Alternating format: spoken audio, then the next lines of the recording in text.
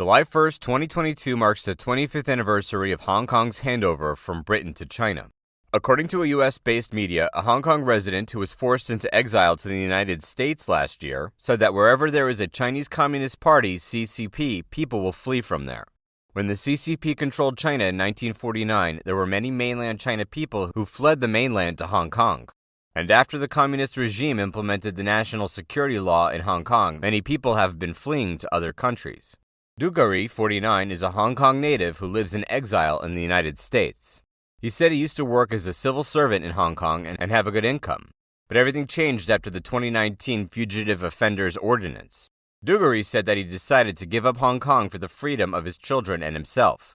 Dugari chose to flee to the United States on July 9, 2021, 2 years after the anti-extradition movement broke out in 2019 and 1 year after the Chinese Communist Party passed the national security law for Hong Kong.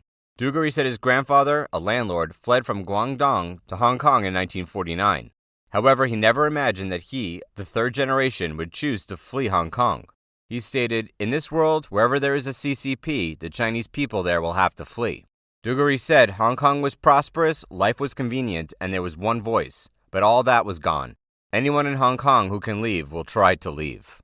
Most people in Hong Kong have lost confidence in Hong Kong and are pessimistic about the future of this city. Dugari said that he knows more Hong Kong people are leaving Hong Kong, and even those who don't want to leave are considering doing so because Hong Kong's freedom continues to narrow. Chinese Foreign Minister Wang Yi has met his Thai counterparts in Bangkok as he continues to visit Southeast Asia. On Monday, Wang chaired the meeting, including the foreign ministers of the 5 other countries along the Lancang-Mekong River. Has said during the event in Myanmar that the Lancang-Mekong Cooperation Mechanism has been effective in promoting regional stability and prosperity. And Wang said the 6 countries along the river have joined hands to combat COVID-19, and China provided over 200 million COVID vaccine doses and dispatched medical expert teams to the Mekong countries. And Wang said the cooperation has also promoted high-quality connectivity and jointly created development engine.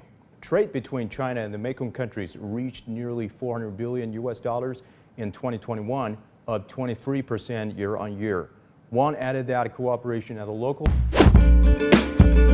As reported by Sina, the Meituan takeaway food app crashed unexpectedly. The incident occurred around 5 p.m. on July 4th. It was dinner time for many people, and the app showed server abnormality. Users could not open the app as usual to place, pay, or view the order. As of 8 p.m., 3 hours from the incident, the app has not fully recovered. A user from Hangzhou wanted to order a porridge and a fried dumpling for dinner. She opened Meituan but couldn't order takeaway. The screen displayed, "The internet is not strong enough to place an order for takeout." She thought that it was her network problem. She switched and restarted several times, but it didn't work. An hourly news reporter opened the Meituan takeout site. After entering, the page appeared normal. However, clicking Takeout showed, "Your network does not seem very powerful. Please try again later." Meituan collapsed, has become the hot search, attracting many comments from netizens. A netizen wonders what is going on. Another reveals a problem with the code, which is very troublesome to fix. One netizen jokes that, "Your network does not seem very powerful," as a habit. In addition to concerns about the reason for the incident, many netizens worry whether people are hungry without Meituan. One netizen even asks how many people die without food delivered by Meituan. Some even get angry, stating that Meituan had better disappear forever. According to Min.News, Meituan's takeaway collapsed again at 8 a.m. on July 5th. Users found that they could not view the menu or place orders, and there were no ways to log into the system. The second collapse took place during breakfast time. Although demand for breakfast is not as significant as that for lunch or dinner, it has already caused trouble for many users. Some netizens say that no one has taken orders for their breakfast early in the morning. Consequently, they can only witness their breakfast slowly turning into lunch. Others complain that if the system has a problem, the company should notify customers and not leave them in the dark. As of writing, Meituan had not fixed the crash.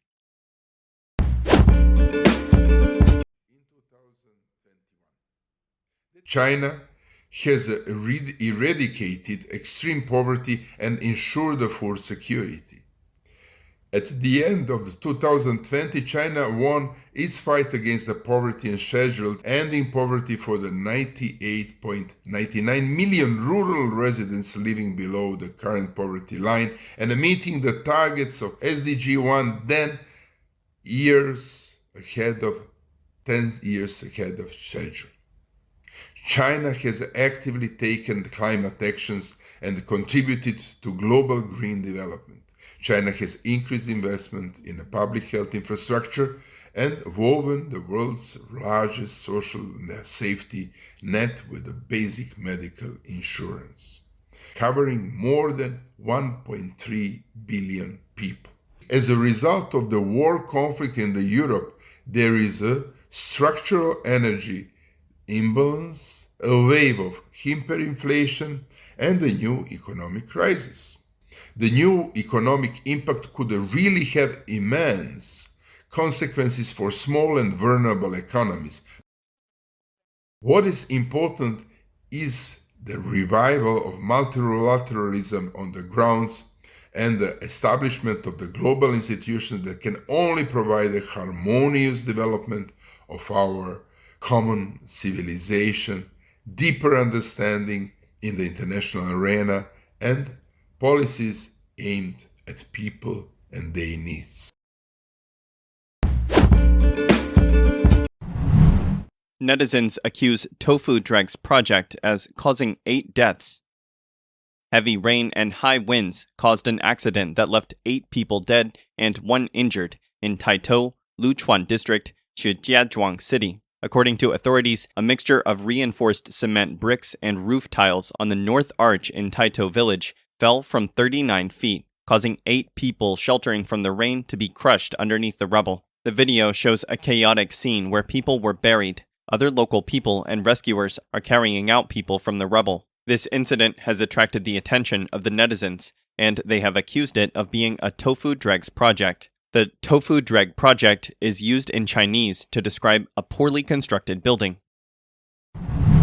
A tornado leaves, another appears. Guangdong suffers from 4 tornadoes.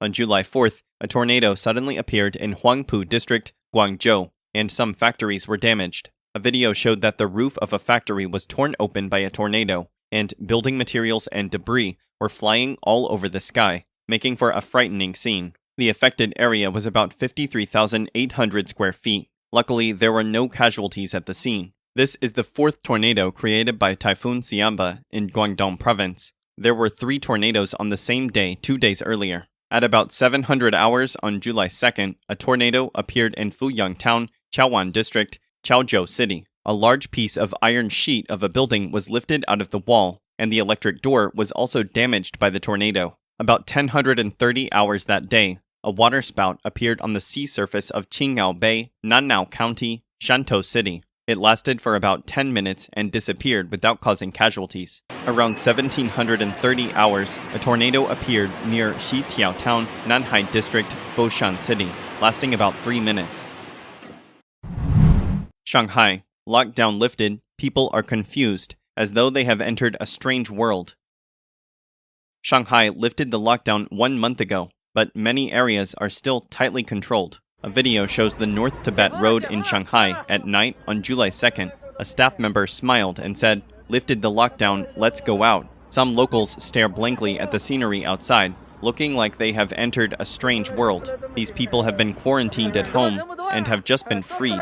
They seem to have gotten used to being indoors and lost all interest in the outside world. People complain dirty water affects river and their orchards. A viral video shows a business's wastewater, with black, being discharged into a river in Jiangmen, Guangdong. Locals complained that this water affected their orchards. On July 4th, the Environmental Protection Bureau of Xinhui District staff said that they had gone to the scene to check that the sewage had not been discharged. They are currently tracking the sewage discharge enterprises and will conduct tests on the wastewater. Netizens are also discussing the issue. A person said, "The language is vast and profound. It is true that it was not discharged during the inspection, but at other times it was not mentioned. If you avoid it, you will take it lightly." Strange phenomena in Jiangxi. Pigs eat each other. Pigs are omnivorous animals but mostly eat vegetables.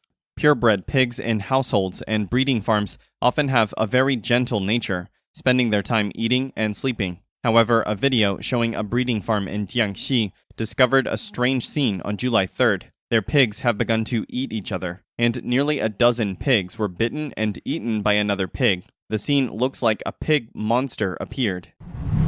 History will remember this moment. China has used harsh measures to aim for the zero-COVID goal, which has caused many negative situations affecting people's lives. In addition, a ridiculous situation that would only happen in China. A video shows a wedding on the roadway with many people watching and filming. The unique point is that a rope is stretched across the road to separate the bride and groom. The ceremony is accompanied by fireworks and plenty of encouragement from the onlookers. However, the officials banned the groom from leaning across the rope to give flowers to his bride. The authorities announced that the area was under control because of a positive case, so the groom and bride can only see each other and take some photos.